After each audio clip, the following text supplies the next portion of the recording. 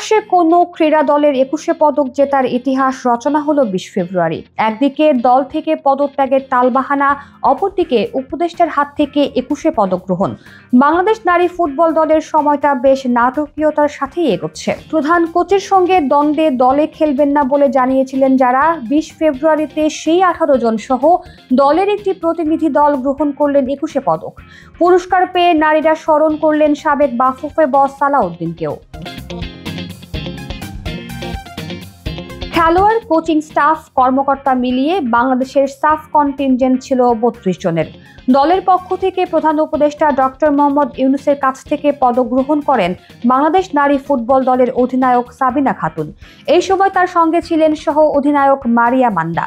সাবিনা পরবর্তীতে দর্শক আসনে থাকা দলের অন্য সদস্যদেরও ডাক দেন। প্রধান উপদেষ্টার বিশেষ অনুমতিতে পরবর্তীতে চ্যাম্পিয়ন দলের অন্য সদস্যরাও মঞ্চে উঠেন এবং প্রধান উপদেষ্টার সঙ্গে ছবি তোলেন। বাংলাদেশ নারী ফুটবল দলের অধিনায়ক সাবিনা খাতুন তার অনুভূতি ব্যক্ত করে বলেন, বাংলাদেশ ফুটবল ফেডারেশনের পক্ষ থেকে আন্তরিক ধন্যবাদ জানাতে চাই আমাদের পদকে মনোনয়ন দেওয়ার জন্য। সাবেক সভাপতি কাজী সালাউদ্দিন স্যার, নারী উইং এর প্রধান মাহফুজা আক্তার কিরণ ম্যাডাম, বর্তমান সভাপতি তাবিথ আওয়াল স্যারকেও ধন্যবাদ জানাতে চাই। তারা ফুটবল উন্নয়নে কাজ করেছেন।